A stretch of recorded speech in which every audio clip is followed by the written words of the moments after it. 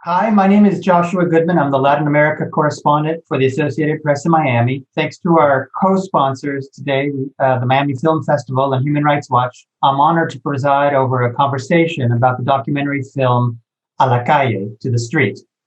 I'm joined by Dr. Federica Davila, who founded the Green Cross First Responders Group that's featured in the movie, as well as Tamara Taraciuk-Broner, who from Human Rights Watch, who is also featured, and the film's co-directors and producers, Max Caicedo and Nelson Gonzalez Navarrete.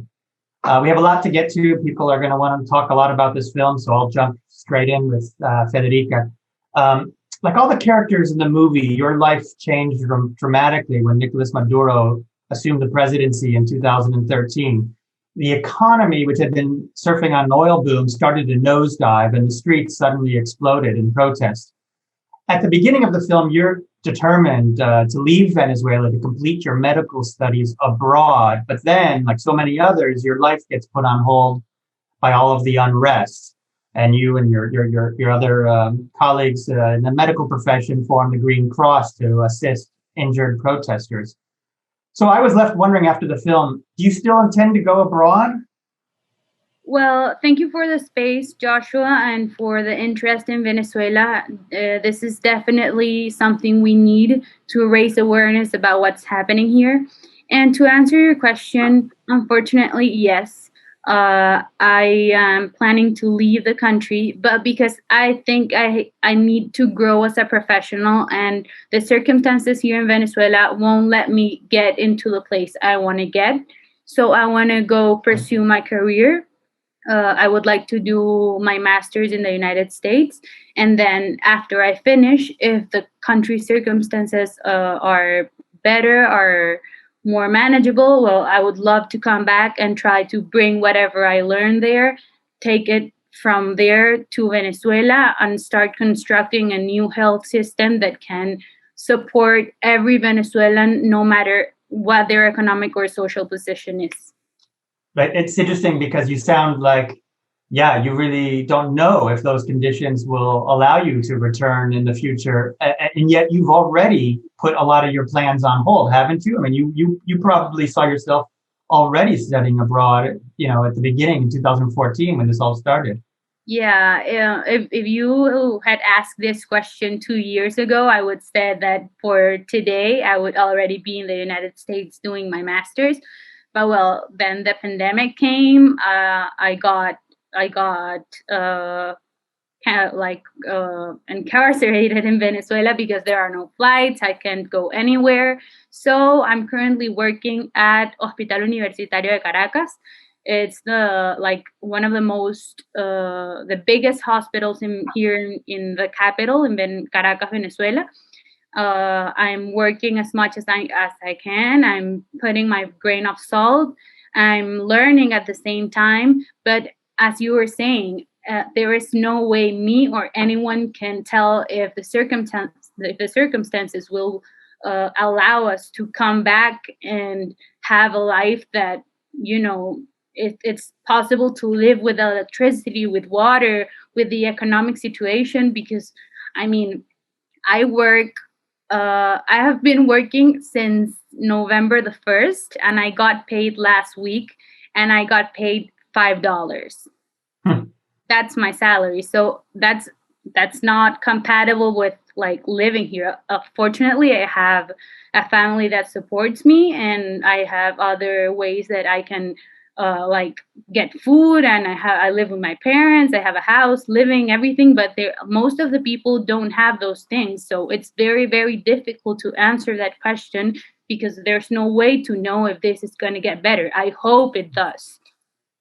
Yeah, you can tell in the movie you've already made plenty of sacrifices. I want to go to Max Caicedo. The film covers a very tumultuous period in Venezuela's history, beginning around 2014, and it's filled with stories of individuals who risked their lives to fight what they saw as the Maduro dictatorship. Yet it ends on a very somber note, the escape to Spain of Leopoldo Lopez, who has been a big promoter of this street strategy. I think we got to go straight to the point. A lot of the viewers are from Venezuela, and they're going to be very interested in your answer here.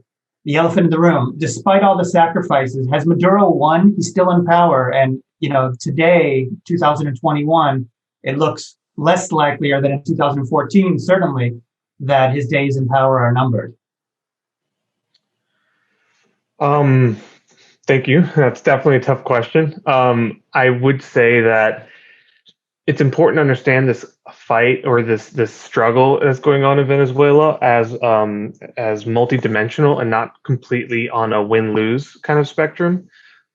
Even though Maduro stays in power, and oftentimes that is the measure that the international community, or that is the way the international community measures success, is whether or not Maduro has fallen. I don't think that is necessarily the only way to look at what's going on.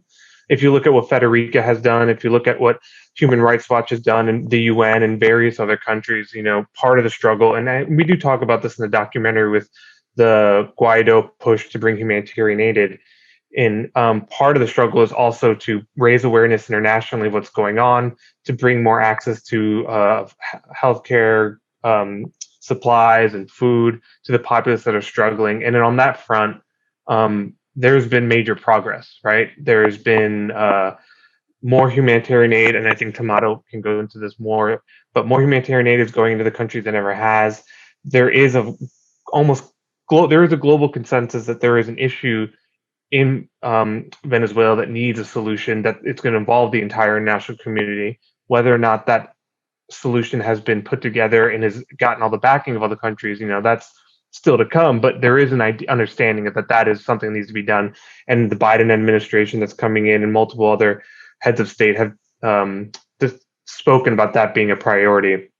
So a lot of people can look at Leopoldo Lopez leaving and the current sort of wane in political momentum as sign that Maduro has won. But I just think that is looking at it in terms of win or lose, and I don't think that that's the situation we're in. And I don't think that helps us achieve ultimate victory, right, or achieve what we want, which is essentially, regardless of the political thing, to assist the humanitarian problem of what's going on. And on that front, there's been a lot of progress, and that needs to be understood and acknowledged, because that will allow us to continue to generate momentum to create more progress. Yeah, and certainly the story, even though it maybe ends on a somber note, the movie is filled with really inspiring tales, and obviously that was a conscious choice. You didn't want to completely depress the viewer, and you wanted to provide some hope, I imagine. Exactly, and again, I think with any crisis and with any situation that's as complicated, as important, that as what you're looking at in Venezuela, it's important, the hearts and minds and the mentality and the way these discussions are had. I think when people have stepped away from it, it's easy for us to just put this very objectively kind of cold sort of reading of the situation. But I think it's important that we talk about these things on terms of how we can be making solutions, and constantly reminding ourselves that solutions are possible, because they are. And so long as we believe that solutions are possible, I believe that they can be found and ultimately implemented. It's when we start saying, no, it's over, no, it's done, no, it's a failed state, no, it's whatever, then it's sort of a self-fulfilling prophecy, because then you're not even looking for the solution anymore. And that was important to us in what we shared in our documentary, which is to leave viewers with the sense that there is a solution, it is possible, and that it's important to continue to believing it if we want to effect change. Yeah. Tamara, I have a related question. You grew up in Venezuela and know the country very well, but at Human Rights Watch, you're working to raise awareness of the country's plight in the international community. And you could argue there, obviously, it's gone far worse for Maduro than it has inside Venezuela. There's U.S. oil sanctions. 50 countries recognize Juan Guaido, not him, as the country's legitimate president. And now there's a potential case that you have, I'm sure, worked on for human rights abuses before the International Criminal Court. I guess my question to you would be, has this international pressure been enough? Or maybe kind of what Max is saying, is removing Maduro an unfair or unrealistic goal in the Venezuelan context? Thanks, Josh, for the question and for the invitation. I think it's important to look at this from different angles. The idea of measuring success based on whether Maduro is or isn't in power is not enough, as Max was saying. When you talk about humanitarian aid, a few years ago, the first time I visited a Venezuelan hospital, and I'm a lawyer, was in 2014. And at that time, people were asking, like, why are you worrying about this? You know, why aren't you just going to any hospital in rural Latin America where you'll have trouble getting access to medicine? And the reason is because this humanitarian emergency is not the consequence of a natural disaster. It's a man-made crisis that is largely the consequence of government policy. And the work we've done to raise awareness of the crisis and to push for a massive response led by the United Nations to depoliticize the provision of aid has been very important to actually get the aid to the people.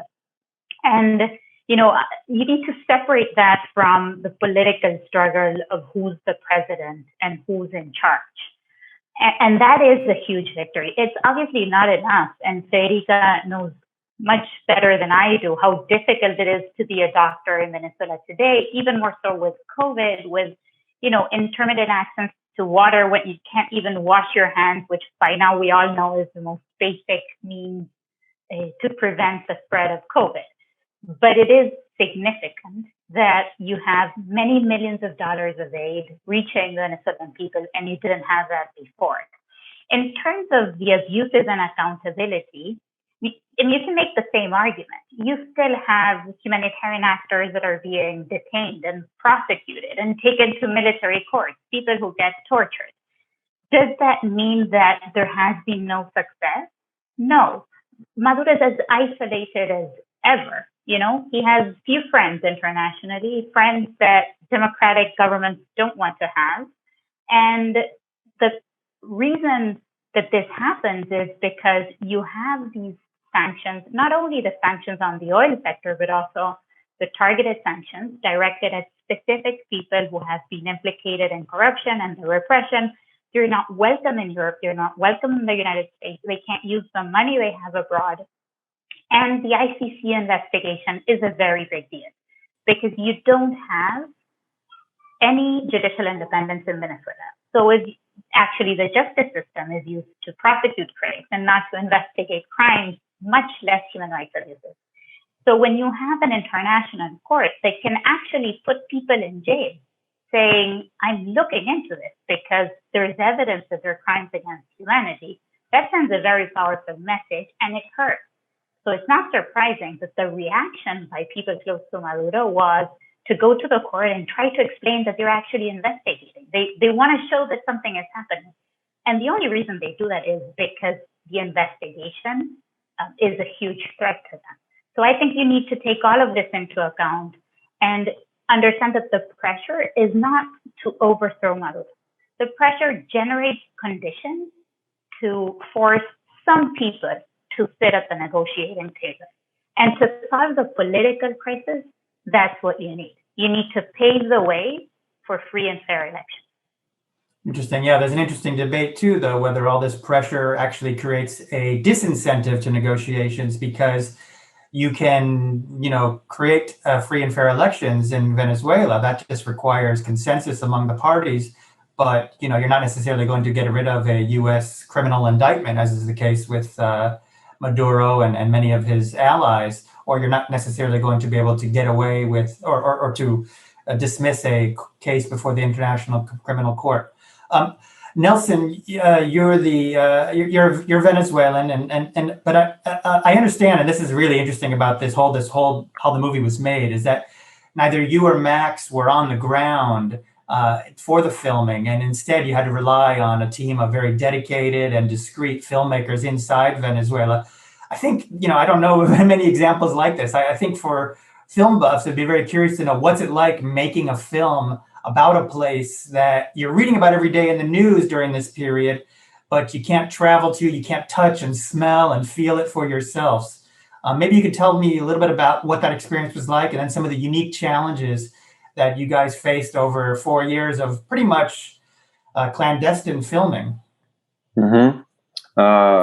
Well, Thanks, Tamara, for that awesome explanation. I think that was the first time I hear it so condensed, so good, so that got me like all rally. I think to answer this question in like one go, I'm going to try to paint like a broader picture. As a director, I think me and Max, from the beginning, we had the opportunity to film Leopoldo first, to tell his story. And then as we advanced with Leo's story, he was in prison. So we realized really fast that it was very difficult to tell only his story from far. So we decided to ensemble a team of filmmakers that I knew personally and some through other contacts.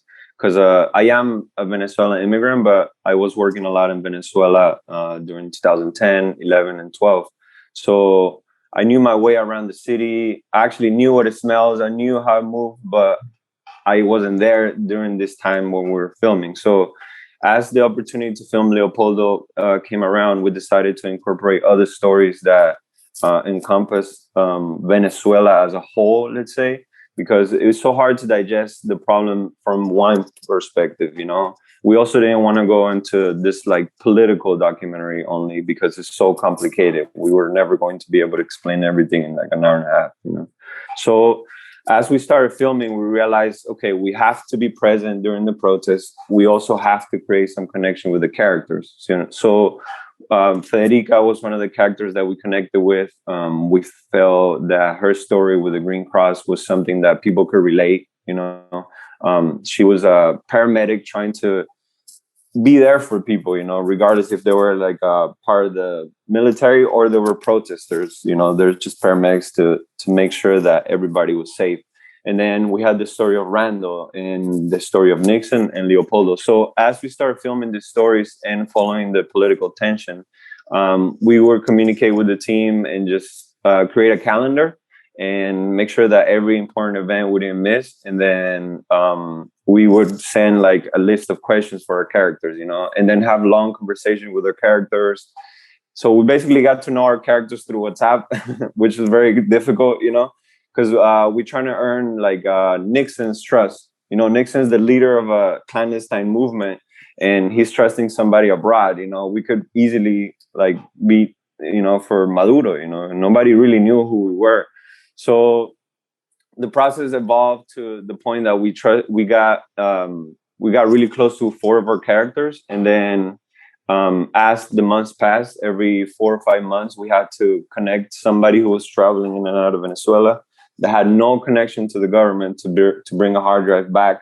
So we would get hard drives like 6 months after we filmed and realize that, wow, this is not the direction we're going, So, we ended up with like, I don't know, 16 terabytes of footage, just to give you an idea. And then through the process, me and Max, Max has a background in political science, and I'm like a rooted filmmaker. So we had like a lot of discussions along the way, and we were able to like weave this narrative. And I think the result is there. We were able to tell a story that people could sit, watch in an hour and a half, and digest the broad picture. Mm-hmm. That was our goal. I'm glad you told me that Max has a background in political science, because I'm going to throw him another political question. Leopoldo Lopez looms large in the film, but he's only one character, but he looms large. He's a controversial figure, though, as well, inside Venezuelan politics. Someone jailed, obviously, by the Maduro government for many years, but also criticized by many inside the Venezuelan opposition for being something of a radical risk taker, not too big on consensus. Why did you choose to focus on a politician in the first place, and why precisely on him and say not Juan Guaido? I mean, what in synthesis, what drew you to his story to make him a character in your film? Well, I mean, Guaido didn't come onto the stage as a significant person in terms of the movement until much later. So, it wasn't until later in the process we were like, oh, well, this guy Guaido, who was very much part of the opposition since I think 2007, even earlier, but 2007 was when he really started to become more part of the opposition to Maduro. Anyway, he didn't come on till later, so he was never really an option. But Leopoldo Lopez had a lot of things that made him significant. first of all, and as you mentioned, he was very famously jailed in 2014. And I think as a archetypal case or as an emblematic case of political repression, he is pretty much like out there in the international viewpoint. You know, it was when he went out on the Day of the Youth and when he was subsequently arrested, and his speech, as we detail in the documentary, I mean, it was very, very impactful for both Venezuelans, but also for the international community, people who follow these types of things. I mean, it was a very heartfelt moment, especially with the deaths of the youth of that day. So I think we chose him because of his emblematic status, but also we chose him because, in a weird way, the controversialness of Leopoldo's access, right? We were able to get access to him, and I think that was like, you can't always get access to everyone, but B, in a weird way, if you follow Leopoldo's trajectory and the way he went, it's very much a mirror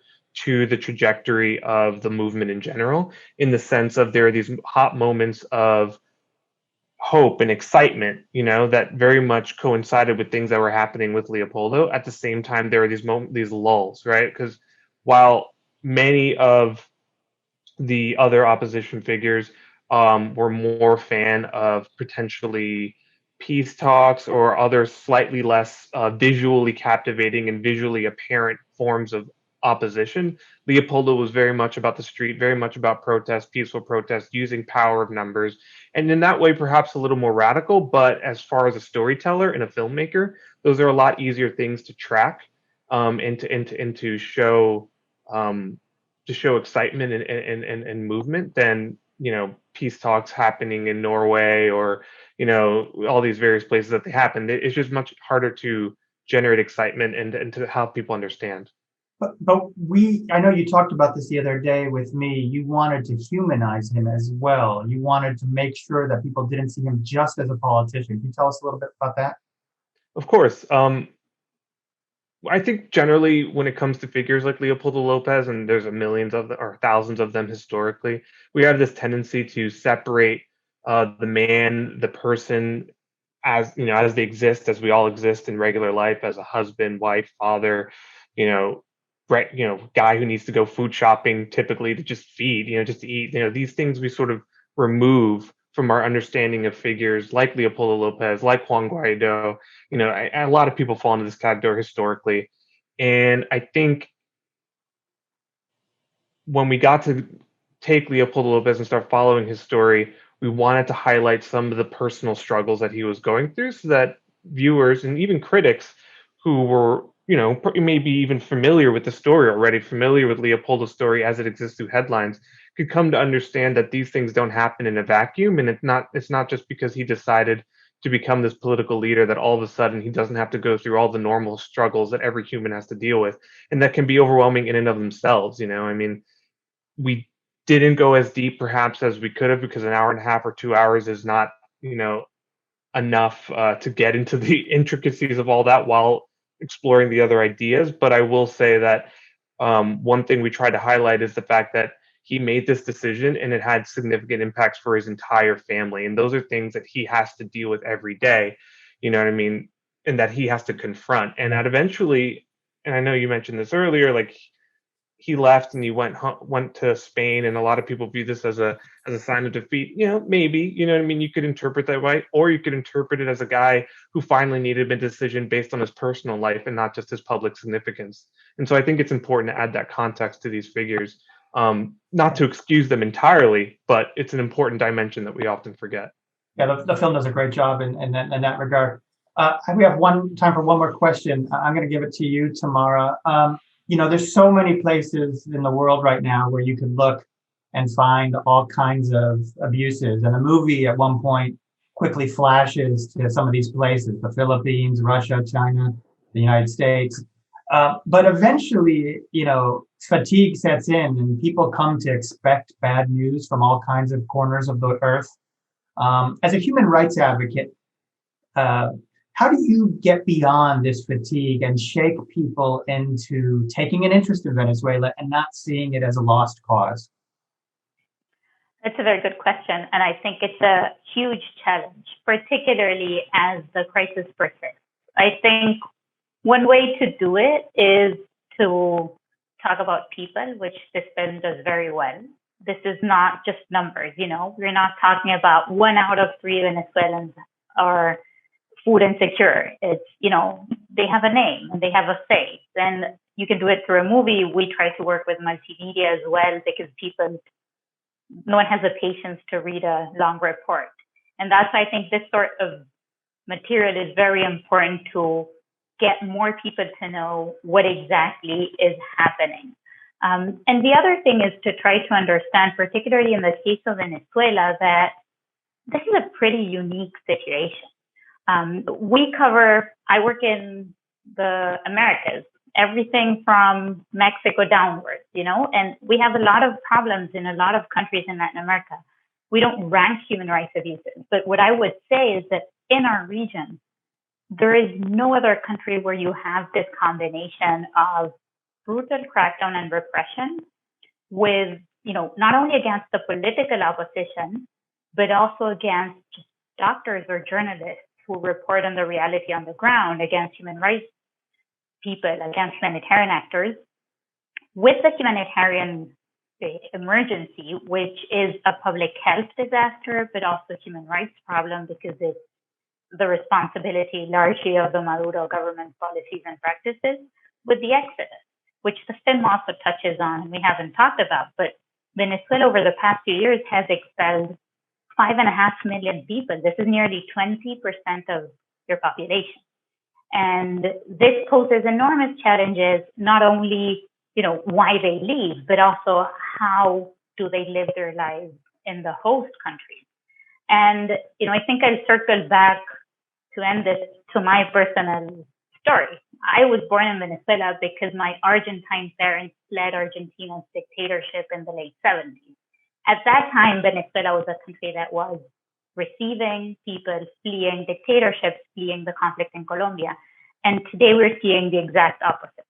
So Venezuela's crisis is not something that you should care about just because, you have a lot of people in Venezuela who are suffering. It's also something that is having an impact on every country in Latin America. You just need to walk down the street in every major capital city and you'll notice the disastrous consequences of what the Maduro government is doing inside. And the exodus won't stop unless the situation inside changes. And that's why, or another reason why it's very important to start dealing with it.